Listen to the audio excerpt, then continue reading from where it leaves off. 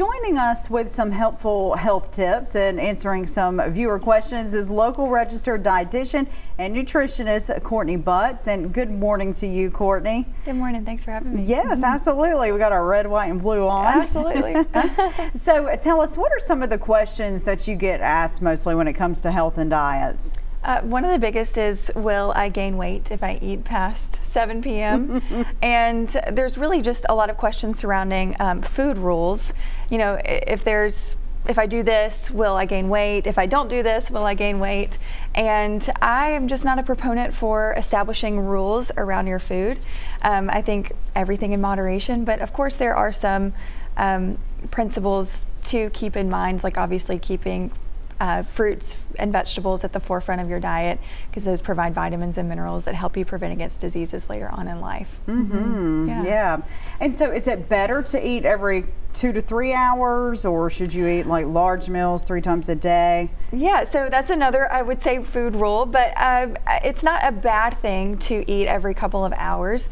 It's less taxing on your system, your digestive system, but it's not realistic for most people. I mean, I cannot eat every couple of hours because of my job. I'm busy all the time. You know, some people can't sit down and have those meals every couple of hours. So it's okay if you have a meal every 3 to 5 hours, and just if you are going to have a meal every couple, 3 to 5 hours, make sure it's balanced, having a lot of fiber and protein and healthy fats to make sure you're full and satisfied. And ultimately listening to your hunger and fullness cues, because that will help you decide when you should plan out your meals. How can you get rid of those nighttime like sugar cravings? Yeah, so I usually tell people it's very individualized, but let's say you come to me with that question, I would first ask you, are you eating enough in the beginning of the day? Because a lot of times people think it's because they lack self-control, and that's really not the case. A lot of times it might be that you're not eating enough breakfast or lunch earlier in the day, and you have all these cravings because your body is craving calories. And the easiest thing to digest is carbohydrates, and so you're craving sugar.